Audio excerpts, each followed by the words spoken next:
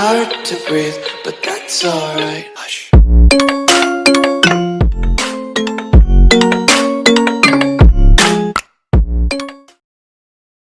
Ya, assalamualaikum warahmatullahi wabarakatuh. Selamat sore.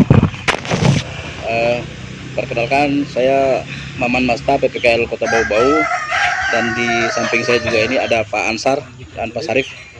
Kami bertiga adalah penyuluh koperasi Kota Bau-Bau. Di sini kami hadir hanya sedikit berbagi cerita tentang koperasi, supaya mungkin ada paradigma cara berpikir masyarakat itu tentang koperasi mungkin yang menurut kami masih salah. Makanya coba kami di sini kami coba berbincang-bincang supaya pemahaman tentang koperasi itu bisa diluruskan. Mungkin saya di sini akan berlaku sebagai moderator atau penanya yang nantinya akan bertanya kepada teman-teman PPKL apa sih sebenarnya koperasi itu dan apa sebenarnya PPKL itu. Selamat sore semuanya. Assalamualaikum warahmatullahi wabarakatuh. Jadi mungkin saya langsung ke Pak Ansar dulu. Sebenarnya menurut Pak Ansar, koperasi itu apa sih sebenarnya koperasi itu? Koperasi itu sebenarnya kalau kita berdasarkan definisi dari sebagaimana yang tercantum di Undang-Undang Nomor 25 Tahun 92 itu, di situ dikatakan bahwa koperasi itu adalah badan usaha atau yang terdiri dari perkumpulan atau orang seorang yang mendasarkan kegiatannya pada prinsip-prinsip koperasi dan berasaskan asas kekeluargaan. Itu secara definisi, dan sebenarnya ada definisi yang paling sebenarnya mudah untuk kita pahami. Itu sebagaimana yang didefinisikan oleh Bung Hatta, salah satu tokoh pendiri negeri ini. Dia katakan bahwa koperasi itu sebenarnya adalah kumpulan dari orang-orang yang melakukan usaha secara bersama dengan semangat kekeluargaan. Ya, yang kita patut garis bawahi di sini adalah sebenarnya di koperasi itu ada yang perlu kita garis bawahi itu adalah kerjasama atau dengan semangat kekeluargaan. Itu yang maksud. Jadi koperasi ini memang artinya dia satu bentuk usaha-usaha dalam bentuk perkumpulan di masyarakat yang tujuannya sebenarnya bukan untuk keuntungan perseorangan tetapi untuk keuntungan kolektif, itu untuk kesejahteraan anggotanya. Mungkin seperti itu untuk definisi. Kita ambil definisi yang untuk mendefinisikan koperasi seperti itu. Berarti secara garis umumnya memang koperasi tujuannya untuk memakmurkan anggotanya dia. Ya. Dan kalaupun bisa ya masyarakat secara keseluruhan seperti itu sudah. Ini loh Pak, sekarang kan ada yang berkembang di masyarakat ini bahwasanya katanya koperasi itu adalah tempat pinjam uang.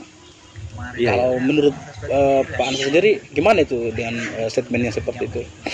Ini sebenarnya bertolak dari sebenarnya karena kebanyakan usaha di koperasi kita yang ada itu mayoritas memang yang kebanyakan diupayakan atau usaha di koperasi itu banyak simpan pinjam.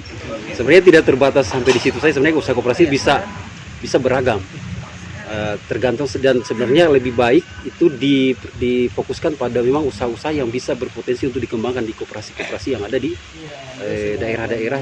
Misalkan yang punya potensi pariwisata, sebenarnya bisa juga usahanya bergerak di pariwisata ataupun yang lain-lain yang bisa dikembangkan di lingkungan masyarakat ya. Berarti koperasi dia bisa mencakup berbagai macam usaha ya, misalkan ke pariwisata, jasa, ataupun mungkin usaha-usaha produksi, bisa ya seperti itu. Bisa. Mungkin saya ke Pak Sarif. Ya.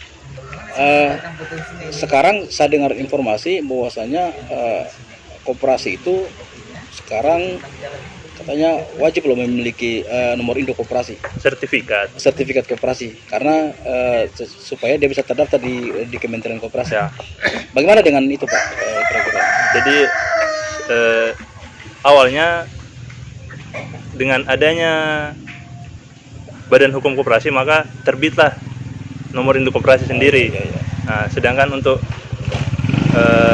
sertifikatnya perlu minimal setahun RAT supaya bisa mendapatkan sertifikat nomor induk koperasi itu. Terus untuk bisa mendapatkan sertifikat ini gitu, bagaimana caranya Pak? Koperasi mesti melakukan RAT terlebih dahulu, dan hasil RAT-nya disampaikan ke dinas provinsi tempat supaya diupload ke Sispo DS dari dinas koperasinya. Jadi Tergantung atau diserahkan ke PPKL-nya atau dinas koperasinya. Jadi yang perlu dipersiapkan oleh pengurus koperasi untuk bisa menerbitkan sertifikat apa saja Pak? Jumlah anggota yang ada di RAT-nya itu, Ya, pengurus, KTP dan NPWP dan pengawas, nomor induk KTP-nya dengan NPWP-nya.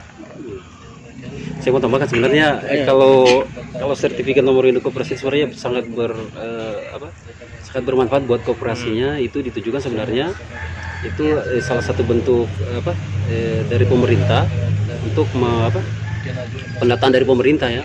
Itu fungsinya apabila koperasi sudah mendapatkan sertifikat nomor induk koperasi. Itu berarti bahwa koperasi itu sebenarnya dikategorikan sehat. Artinya dia secara setiap tahun melaksanakan kewajibannya sebagaimana yang terdapat di Undang-Undang Nomor 2592 itu, bahwa setiap koperasi itu wajib untuk melaksanakan RAT setiap setahun sekali. Jadi kalau apabila koperasinya sudah mendapatkan sertifikat nomor induk koperasi, itu berarti koperasinya memang dinyatakan sehat. Nah, terus fungsi dari sertifikat nomor induk koperasi ini juga bisa dimanfaatkan oleh koperasi untuk mengakses dana-dana itu baik dari pemerintah ataupun dari BUMN, itu dapat dipermudah ya. Karena dengan alasan itu tadi bahwa memang koperasinya itu rutin melaksanakan RAT dan dikategorikan sehat. Terus sertifikat nomor induk koperasi ini bisa digunakan oleh koperasinya apabila ada event-event nasional, misalnya untuk pameran atau yang bersifat internasional yang lainnya, bisa ikut partisipasi, bisa mengikuti pameran. Salah satu syaratnya itu dengan terlebih dahulu sudah memiliki sertifikat nomor induk koperasi. Berarti bisa dibilang sertifikat koperasi bisa menjadi salah satu persyaratan untuk dia mengakses program dari pemerintah. Kemudian dia juga bisa menjadi salah satu indikator untuk melakukan penilaian koperasi sehat. Betul. Saya kira mungkin untuk sementara itu dulu bincang-bincang kita. Nanti kita akan ketemu pada bincang-bincang berikutnya terkait masalah koperasi. Dan sebagai penutup, informasi bahwasanya memang untuk membentuk koperasi itu memang perlu kita pahami dulu apa sih sebenarnya definisi koperasi itu dan bagaimana prinsip dan nilai jati dari koperasi itu. Saya kira mungkin itu belum mungkin ya mengenai prinsip. Ya, jadi mungkin nanti bincang-bincang berikutnya Pak. Siap. Karena kita juga dibatasi di durasi waktu, tapi insya Allah berikutnya kami akan hadir lagi dengan diskusi dan perbincangan terkait masalah koperasi. Saya kira itu saja. Assalamualaikum warahmatullahi wabarakatuh. Waalaikumsalam.